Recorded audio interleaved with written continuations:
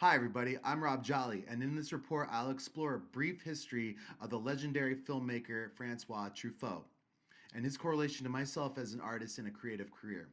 I've chosen Mr. Truffaut for a profile on an artist because of his prolific and regarded history.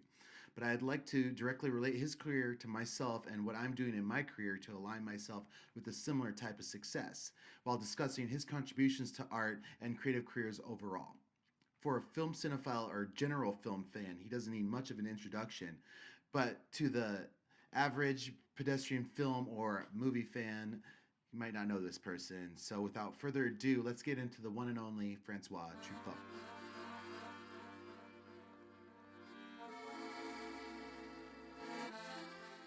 Truffaut overall is a leader in filmmaking, a name that will always be mentioned when talking about Alfred Hitchcock, Ernst Lubitsch, Jean Renoir, and Jean-Luc Godard.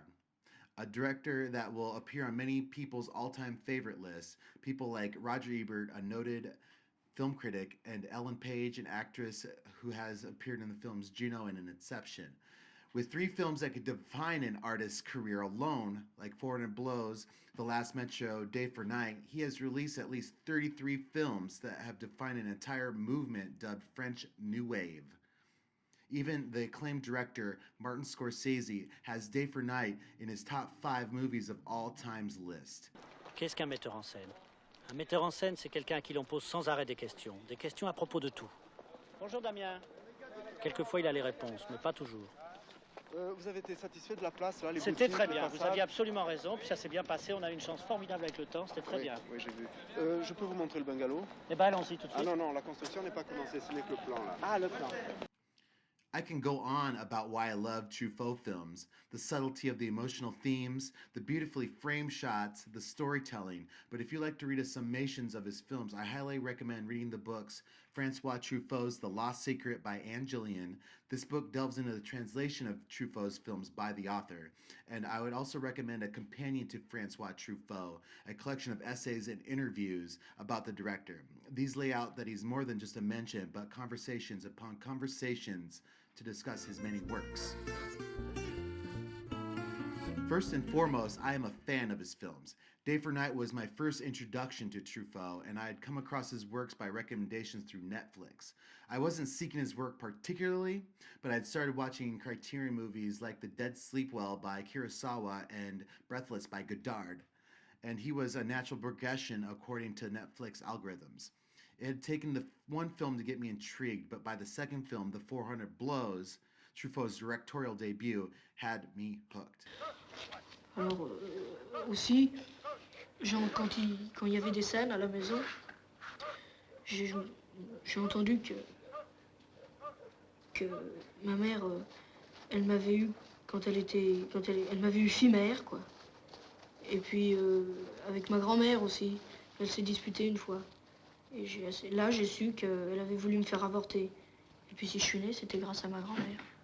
Before I had discovered this director, I decided that I wanted to be a filmmaker, film editor, with much inspiration through Quentin Tarantino's longtime film editor, Sally Menke. But after discovering Truffaut films, I had wanted the type of career that he had. Francois Roland Truffaut, born February 6, 1932, was a French-born Oscar-winning filmmaker, screenwriter, actor, and film critic. He was never an academic child. Suspended and expelled from several academic institutes, he was mostly self-taught. And as a young man, he was an avid reader and moviegoer, attempting to read 3 books and watch 3 movies a week. With a brief stint in the French military, he went AWOL, knowing that the line of work was not what he was looking for. He began his own film club in 1948 and was eventually mentored by the great André Bazin. Francois earned the name Gravedigger for French cinema while he was a critic for Cahiers du Cinéma. He began composing short films, and eventually, after watching Orson Welles' Touch of Evil, he decided to make his own feature film directorial debut with The 400 Blows. That led to his illustrious career until his death in 1984 due to brain cancer. He had an uncommon beginning for many modern-minded film people, but beginning nonetheless. One of major components is that he was a fan of cinema and pursued that path to no end. We know him for what he's done, and he did that up until his very end. Aside from the happy-go-lucky type of career decision-making, I share this same goal. I love to make movies. I've acted in short films, been part of big-budget productions, have taken up script writing and learning about camera operations and photography. I've also taken up other aspects like storyboarding and audio design, graphic design, and other forms of digital editing. Skills that aren't necessarily needed to be a director, but you should have the mind to be able to do anything from top to bottom to get the job done.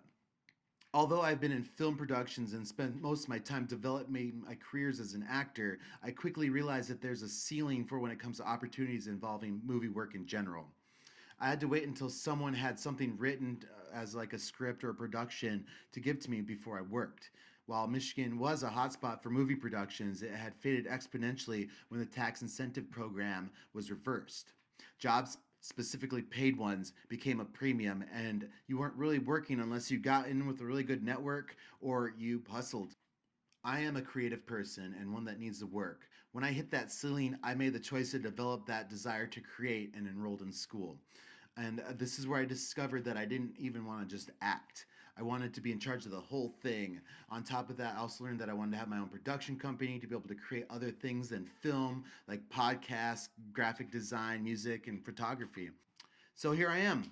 I'm in my third semester and I have a strong idea that I'm on the right path.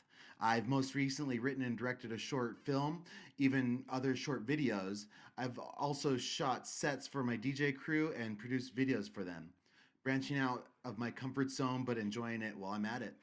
I have to do my best to further emulate Truffaut by reading a lot and script writing prolifically, keep learning and absorbing art that surrounds me, watch films, and start a film club, which is in the process and should be ready soon. If you're interested in joining, hit me up. My main goal is to have my website ready so I can produce and show all my movies or other productions on my platform. And 33 movies is a lofty goal to match considering Truffaut started much earlier than I did. I can still throw my hat in the ring as a director and share my stories with the world.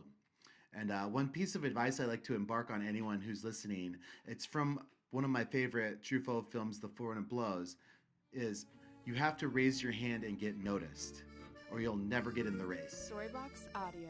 You have to take initiative in life. I certainly know that I have, and if you take a nod from Truffaut, you can too. Thank you for joining me.